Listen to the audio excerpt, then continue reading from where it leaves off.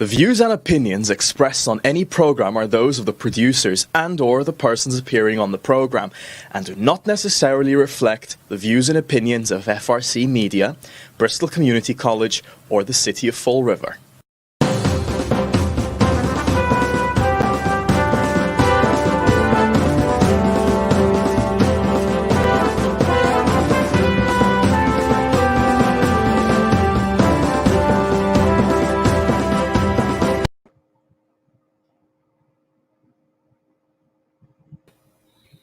Well, hello. Welcome to Spindle City Straight Talk. I'm Chip. And I'm CJ.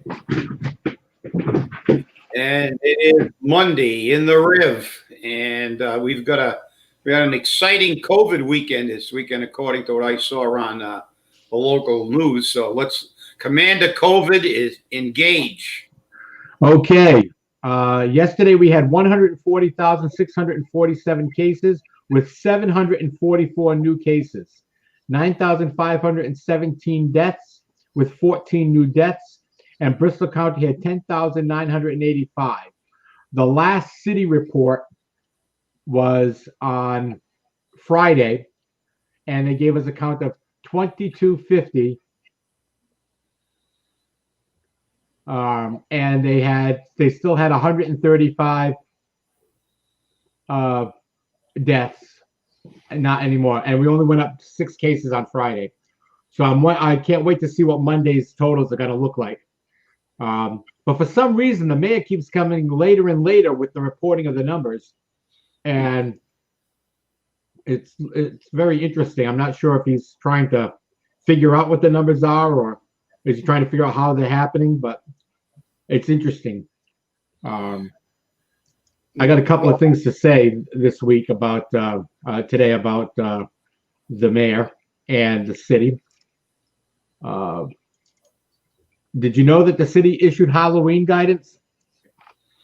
No, but before we get to that, CJ, let me tell you, over the weekend, they were doing the numbers on the local TV stations. I believe it was Channel 10. And we had, I think, in Bristol County, of course, I don't know, in Fall River, but we're normally one of the leaders in the county, Fall River, New Bedford. But there was a fairly substantial increase even from Saturday to Sunday figures. They jumped 11 cases. So I'm very interested to see the figures today on Wednesday's show. I think we'll have some pretty good commentary from you on the numbers, because I think over the weekend the numbers there was an substantial uptick over the weekend in Bristol County. There was, and I can't wait to see what the uptick is here in Fall River. Because remember, the mayor wants to wait 3 weeks before he makes any changes, which I think is, as I said in the Weekend Flush, I think is detrimental to the city, and I think it's, neglectful. We need more than that. But one of the things that I think is very interesting is the city issued the Board of Health and the Health and Human Services shared what their recommendations are for Halloween. The city recommends the following low-risk Halloween activities: online parties, e.g. costume or pumpkin carving, dressing up homes, apartments, or windows with Halloween-themed decorations, having a scavenger hunt or trick-or-treat with your household members in or around your home, or as an alternative to house-to-house style trick-or-treating, visiting an outdoor pumpkin patch while wearing a mask and maintaining distance, and car parades or contests where individuals dress up or decorate their vehicles and drive by judges that are appropriately physically distanced. We recommend avoiding participation in the following high-risk activities: door-to-door trick-or-treating, trunk or treating, where children go from car to car instead of door to door for treats, indoor parties, haunted houses, using alcohol or drugs that may impair judgment and increase risky behavior. Now, this is what you call a duplicitous system, because while the mayor is saying there is no trick-or-treating, he's saying, but on Friday before Halloween, you can come to my movie. True. I have a problem there. That doesn't make any sense. Well, the thing I got a problem with what he just read is, what is it, only Halloween you got to not use drugs and alcohol? I guess so. I mean, that's kind of. I think that really isn't. That really shouldn't be part of the Halloween guidelines. That should be a daily guideline. You know, you shouldn't be using drugs and alcohol, period. You know, to excess or at all, actually, especially if you're going to be wandering around the community. But yeah, but you're right. It's kind of a conflict to have those guidelines and then have a drive-in movie. But they'll say that the car's a distance and there's social. You got to stay in your car, which we know people never do because that's one of the problems. You know, this entire COVID thing is nothing more than a political football for these Nazis to lock down everybody. Sweden didn't lock down anybody, and they've had the lowest incidence in Europe. Europe locked everything down, and now they're having another uptick. And they're talking about locking all these countries down again. I just watched England talking about locking England down completely again. And as one doctor said, of course, not the ones that they want to quote because they're using this as the political football. They basically said, listen, you know, you're stopping society. You're destroying the world economy and the United States economy. And let's look at the numbers. The numbers are, what is it? 99% for people under 50 don't die from COVID. Right.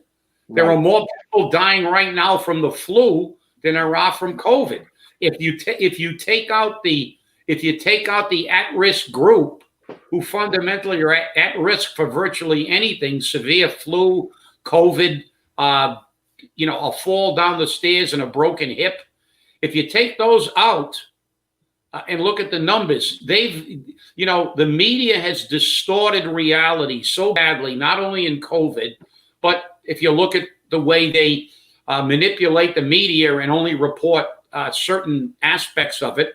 We have Radio Pravda in the United States now, and they're using this COVID virus, in my opinion, to just, as a political platform to destroy, to get everybody upset and get votes. And I think after the election, you'll see a difference in the COVID. I mean, you got that Whitmer.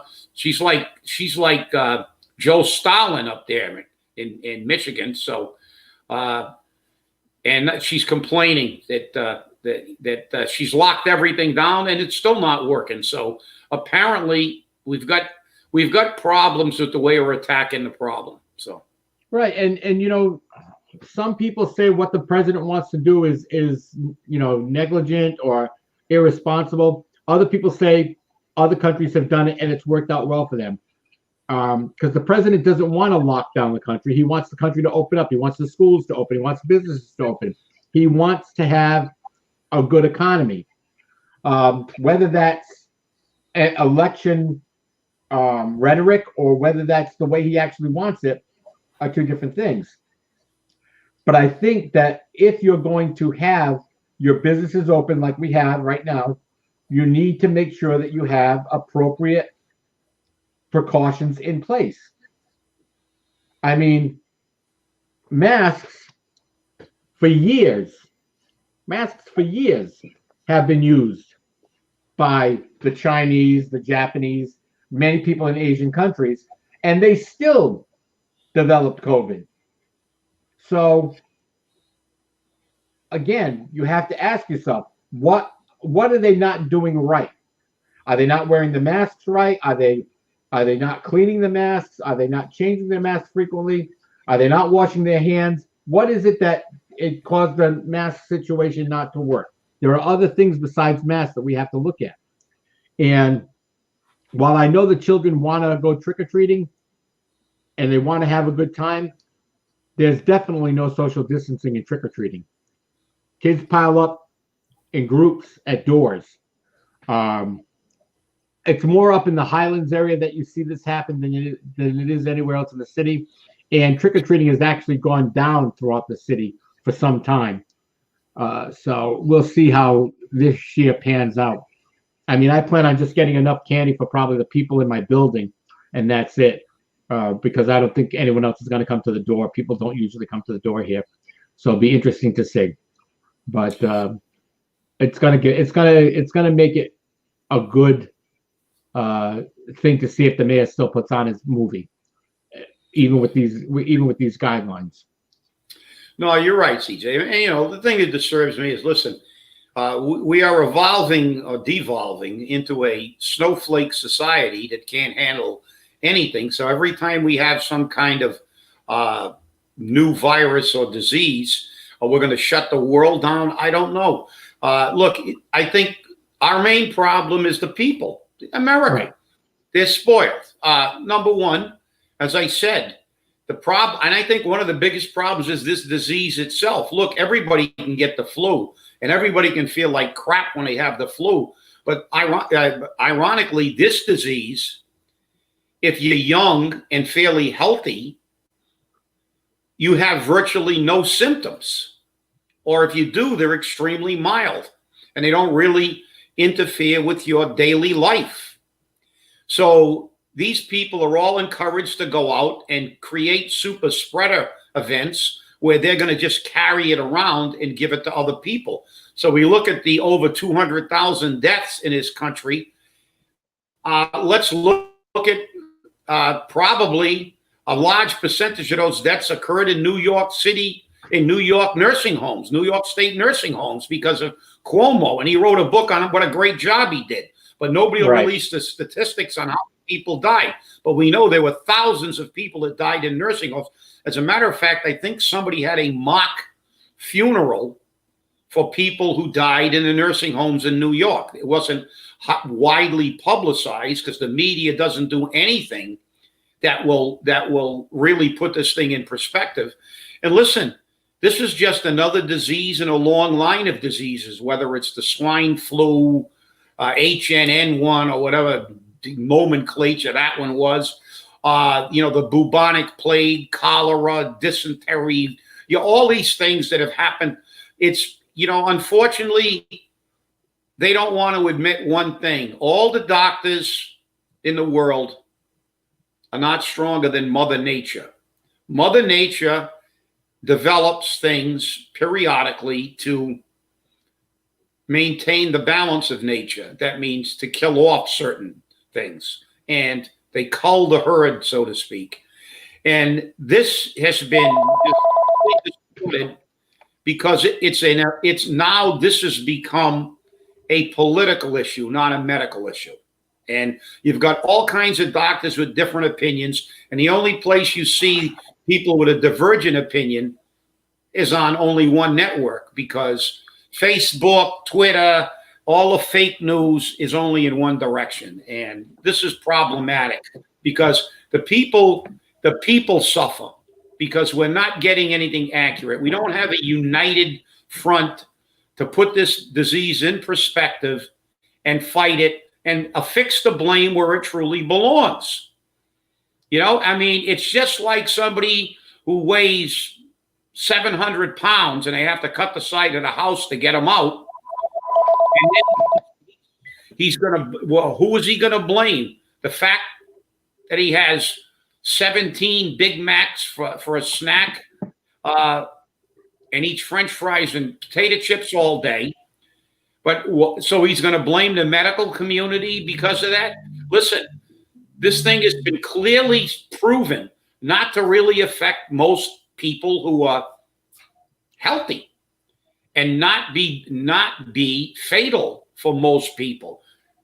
Has it killed some people in that category? Yeah, but very few. I think the percentage is less than 1%. But nobody nobody hears about those numbers. All we hear about is how many people died, and they're going to blame a layman for the deaths, not the disease or the medical community. They're going to blame the president because it's an election year. So what do they expect him to do? Number one, he's not a medical professional. Number two, the medical profession can't agree. So this is a political football, and it's unfair to everybody, whether you're a Republican, a Democrat, or an independent. Wake up. The media and politicians are screwing you over on this disease. No question, no argument from me there. No argument at all. I mean, And you saw that with the town hall meetings. I mean, the Democrats are making COVID a major issue, and Donald Trump's making the economy his issue. That town hall meeting, I think, was totally unfair for the president. And I think it was a bag job. You know what I mean? But it happened and it happened. I still want to see if ABC is going to give him the 2 hours that they gave to Joe Biden. It'll be interesting to see, because they're required under federal regulations.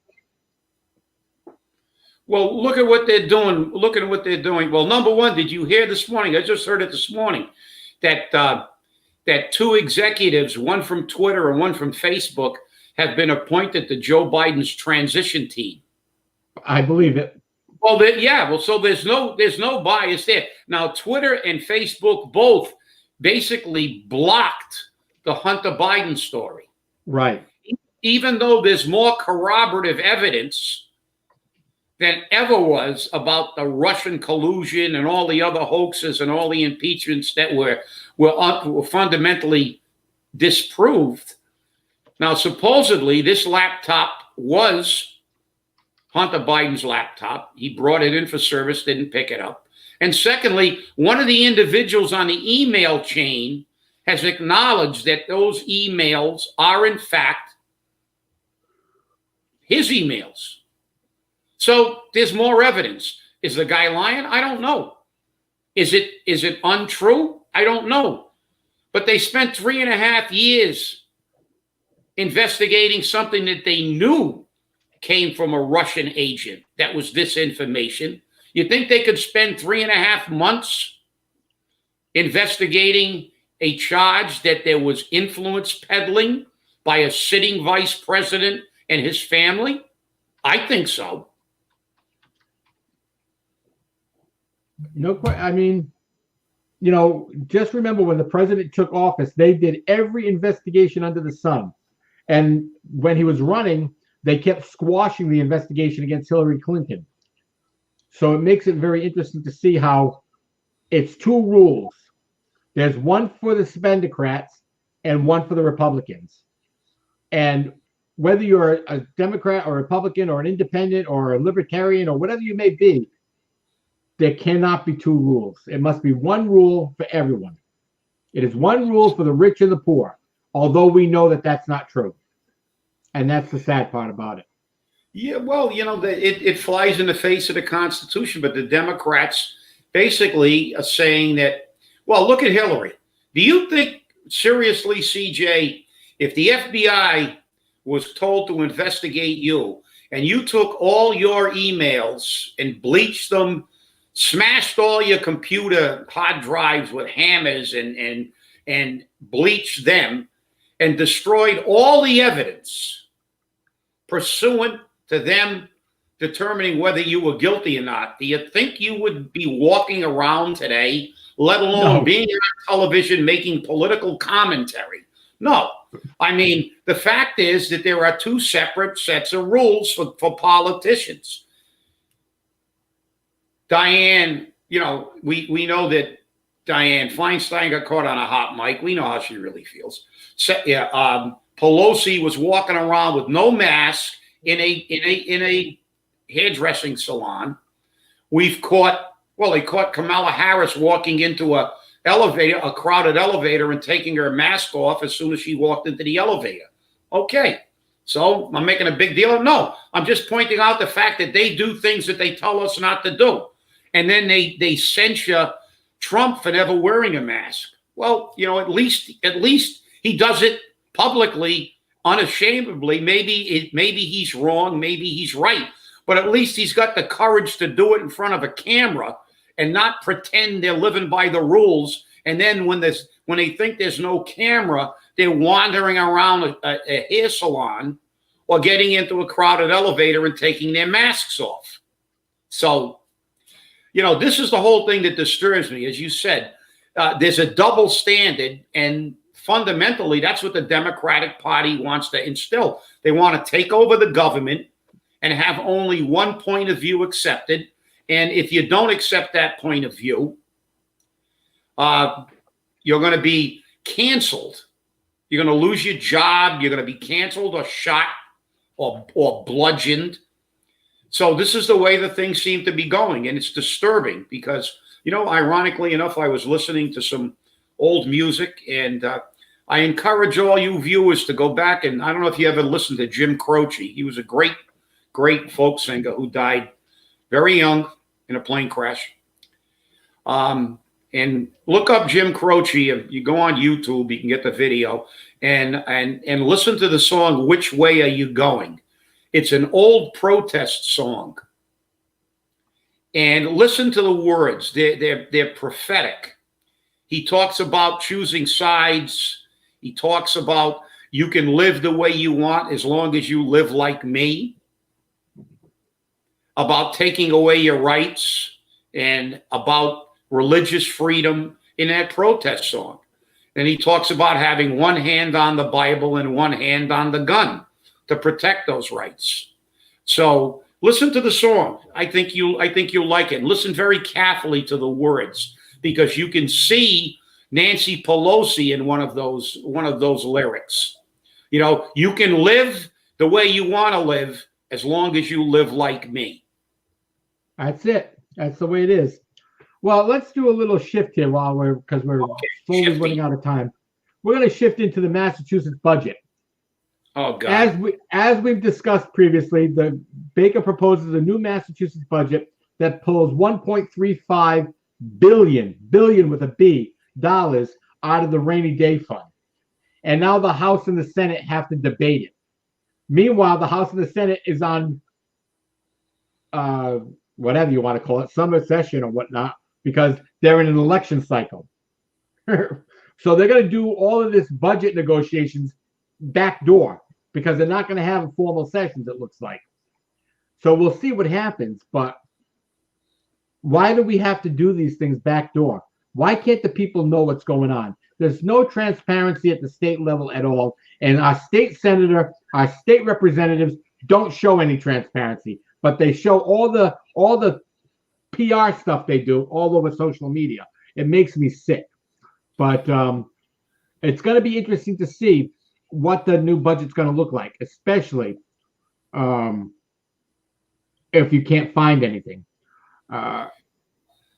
Because they're going to have to cut money from somewhere, and I don't think they want to. Do you see the irony here, CJ? What holiday are we approaching? Halloween. Do you remember so many years ago, the Halloween Massacre? The Halloween Massacre. Where the legislature stayed late into the wee hours of Halloween to vote themselves a big, giant pay raise.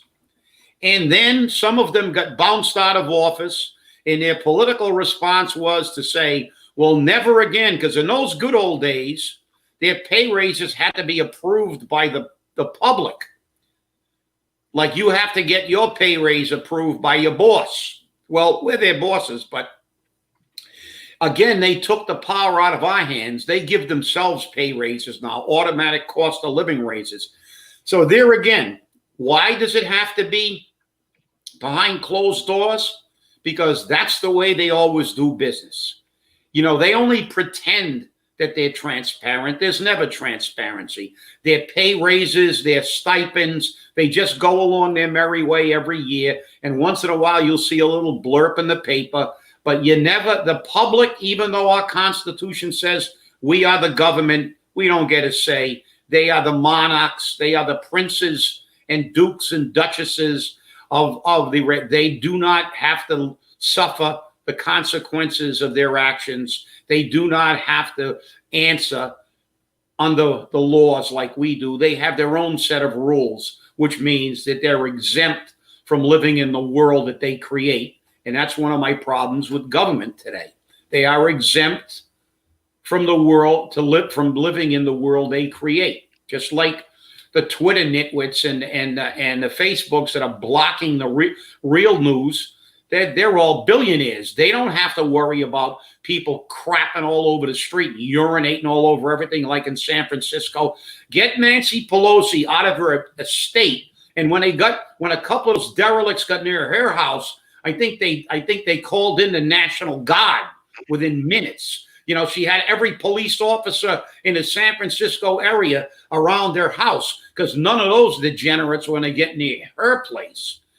But she doesn't care about what they've done to San Francisco, what they've done to Baltimore, what they've done to all these cities. It's wrong. I mean, look at that young black woman who's running for the seat in Baltimore. 50 years they've had a ranking senator there, and nothing. Baltimore's a disaster. So, hey, but this is the reality, and we keep saying it. Every election, throw them out. But it seems like that falls on deaf ears every election. I'm telling you now. It does, but we can keep saying it because everybody wants to throw out the other guy's senator. That's the problem. Rep. I'm going to keep mine because my cousin knows him, and I can call him for a favor if I need one. So you get rid of all the other congressmen and senators. I'm going to keep my pet congressman. Exactly.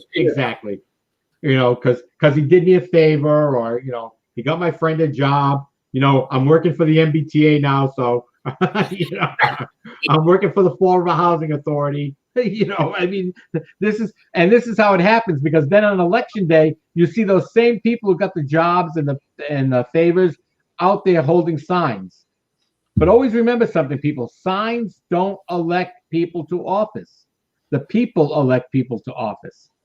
And it was interesting because I was reading a brief synopsis of what I call fake news, in that they said that there's only one polling place open. I think it was Harris County in Texas, which included Houston or something. And when you went and actually verified it, fact-checked it, there's 122 polling places, but they're saying there's only one for voter suppression. Imagine that. It's always the same way, isn't it? You go looking for the facts and it doesn't pan out.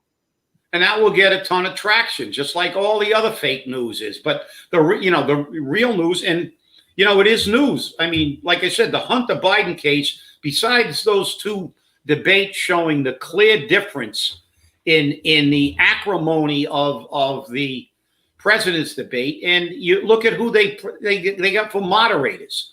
Stephanopoulos, who's been a Democratic political tick his entire life. The other guy that was an operative, worked for Biden. Now every single moderator has been pro-Democrat. So, but I think one guy said they should just get rid of the moderator. Just let them go in there and go toe to toe. Something. I'm all for that. Let's so am I. Like the House of Commons, just let them go. Let it be a free for all. That's it. And that would be, and then the people would find out the truth about things, but they're afraid to do that. These moderators feel like they've got to control it all, and they've got to control the content and what's addressed. Let the candidates address their issues. Let them present their platforms. Don't try to skin it like, Savannah Guthrie did, and try to spin it around to, well, you didn't say that, and you didn't say that.